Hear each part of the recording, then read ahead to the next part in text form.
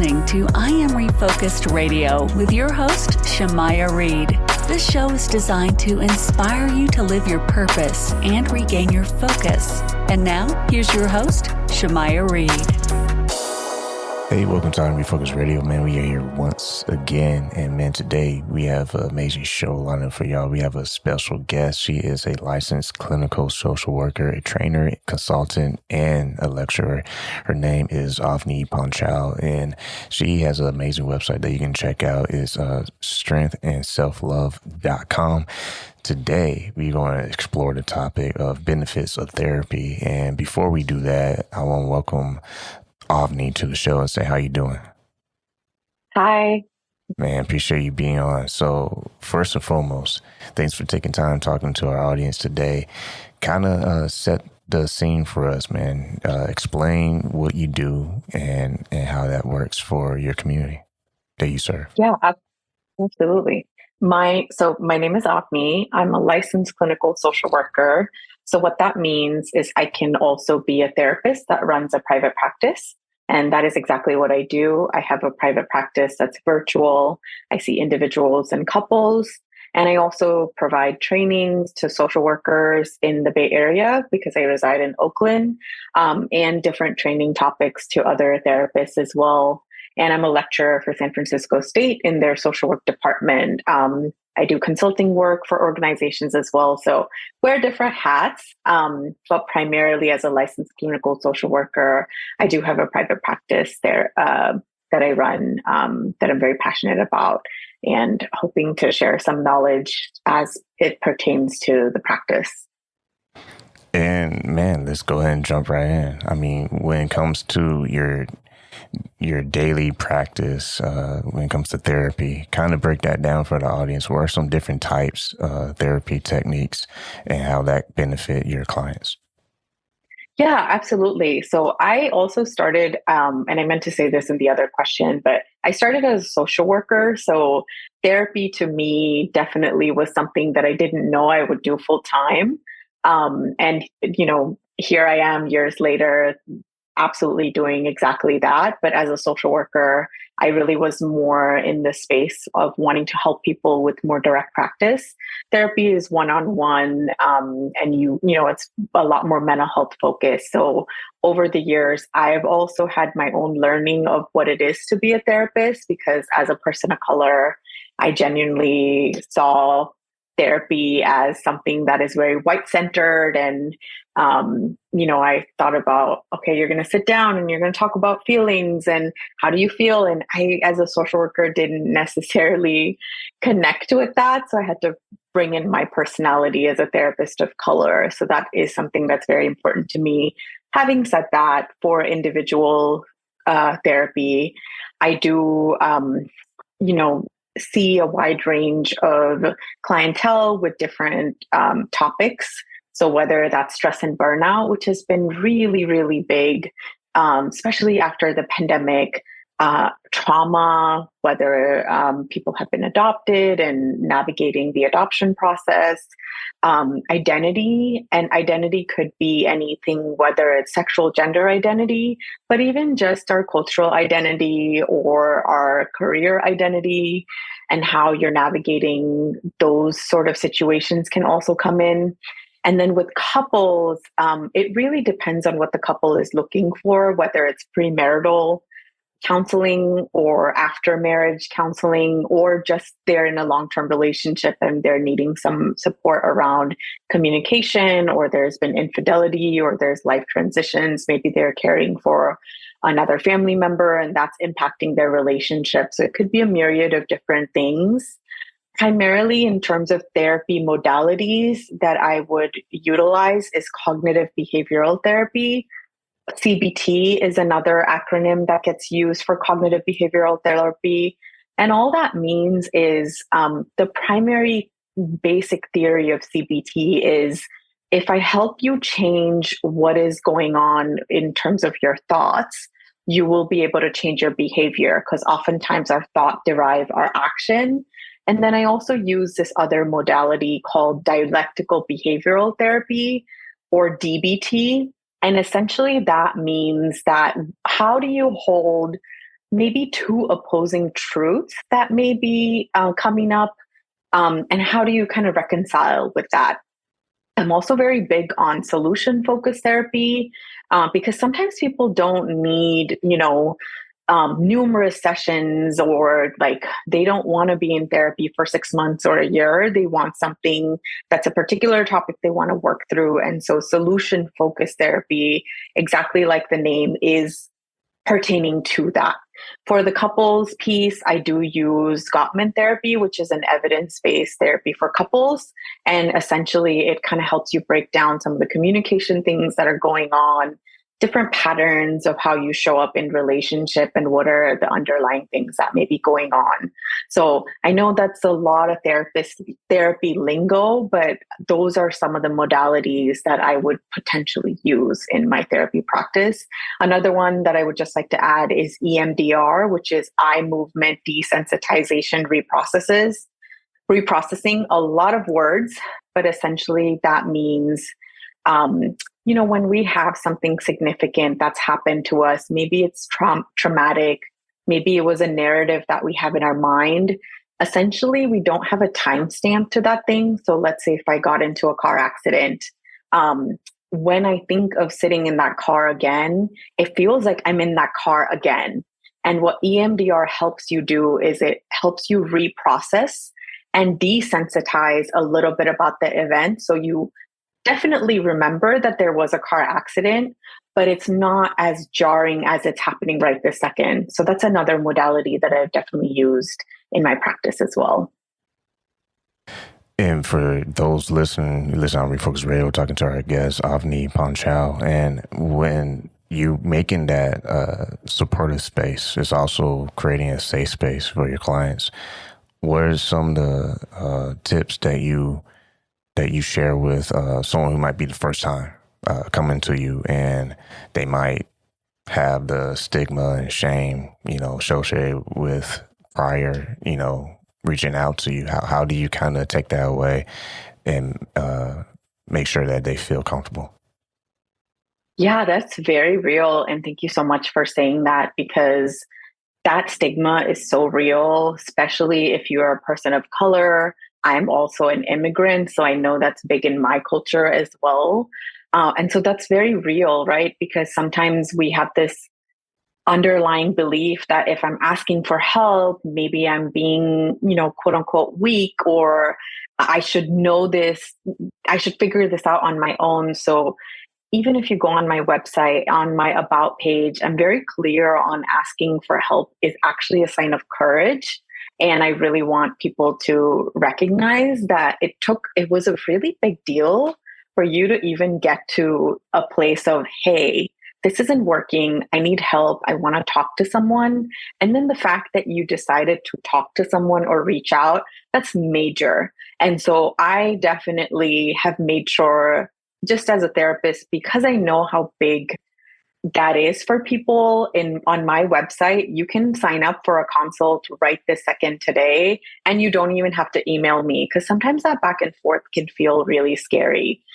If you have to do that with other therapists, the tips that I give for someone who's new, who wants to start looking for therapy with a particular person, I would write out a blurb of 2 to 3 sentences. If it's a particular time that you need, a particular insurance that you're wanting, or what your thing is that you're wanting to work, write out an email that's sort of a draft that you can then email multiple therapists, so you don't have to retell your story over and over again.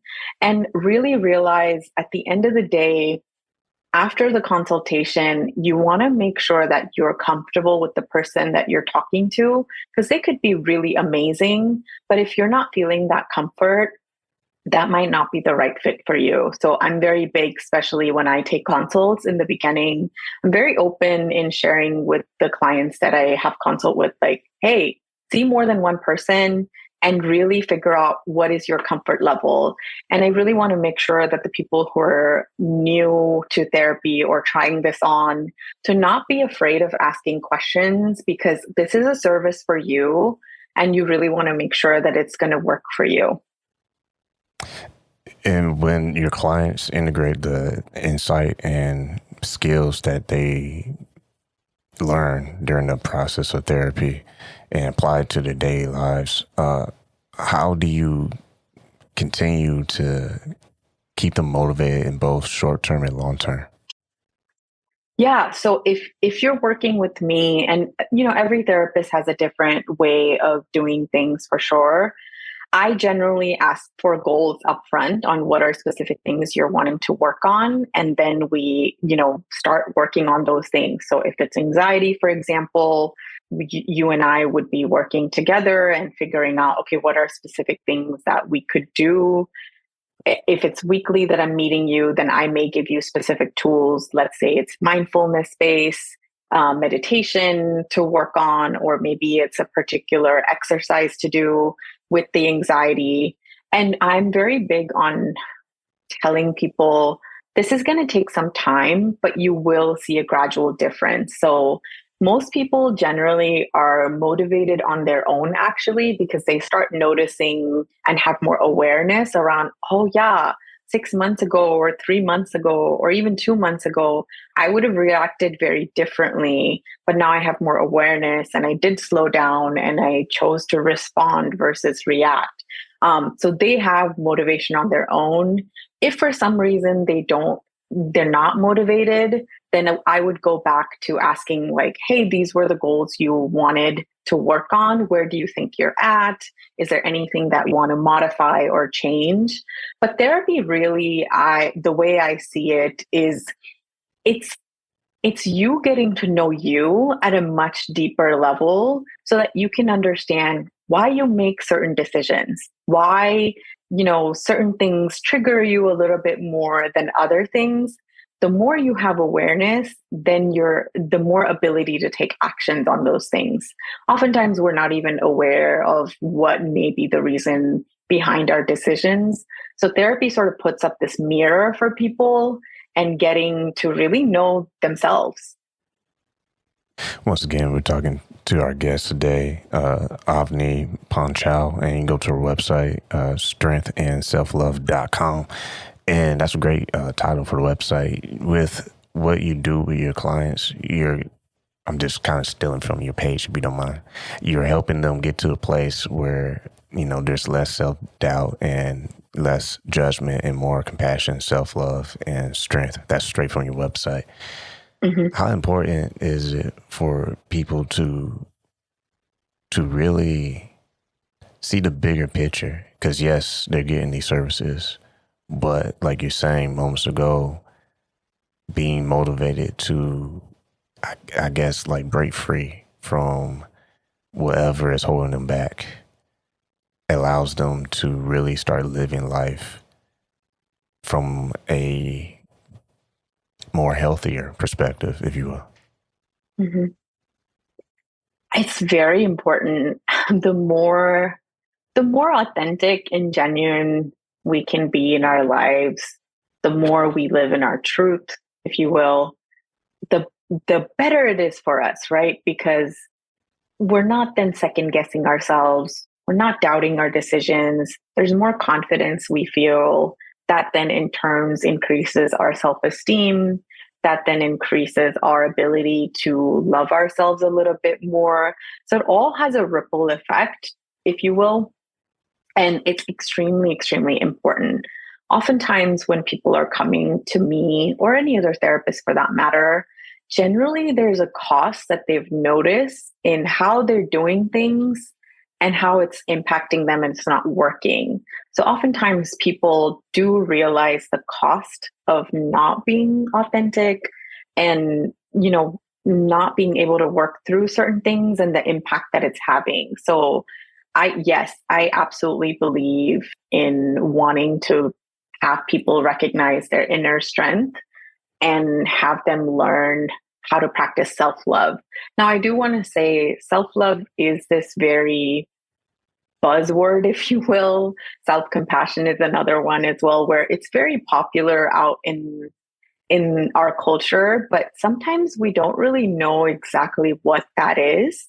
And so I really try to break it down in tangible things. So self-love could really look like saying no to something that you really want to say no to, even though deep inside you're like, oh, maybe I have to do this thing or I should do this thing.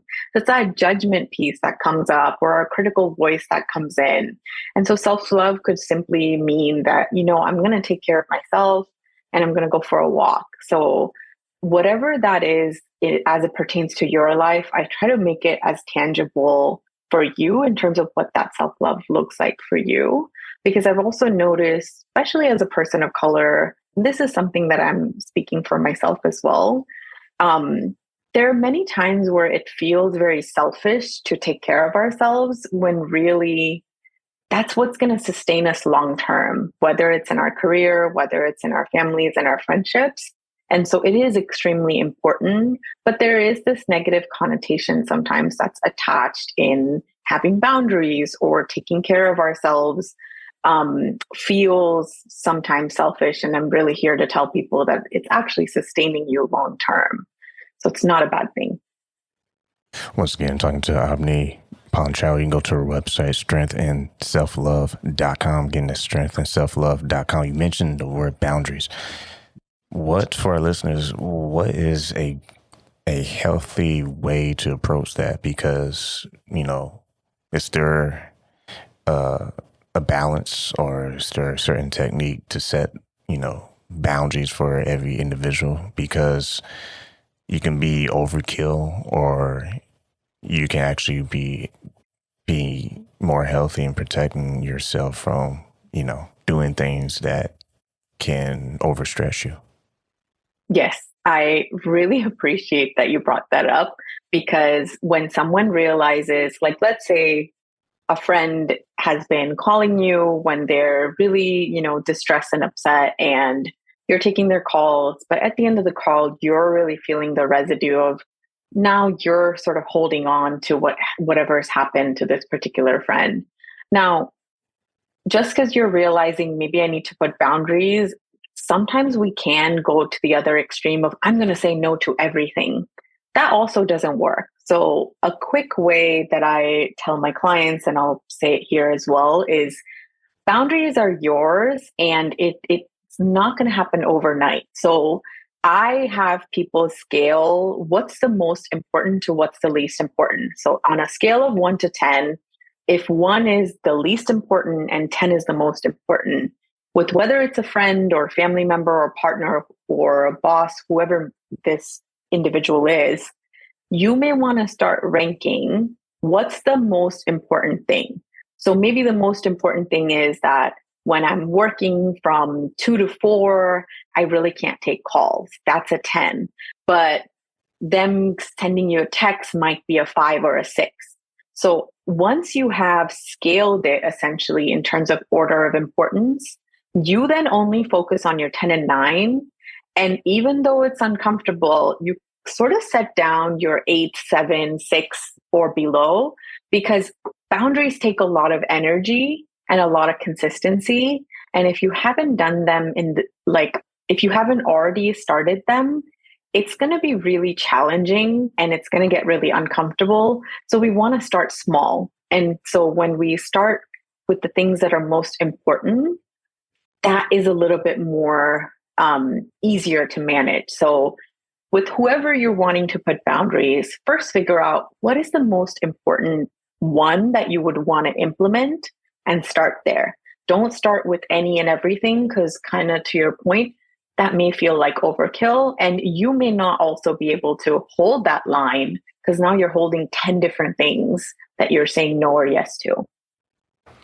But the benefits of therapy is what we're discussing today on Refocus Radio with Avni Panchal.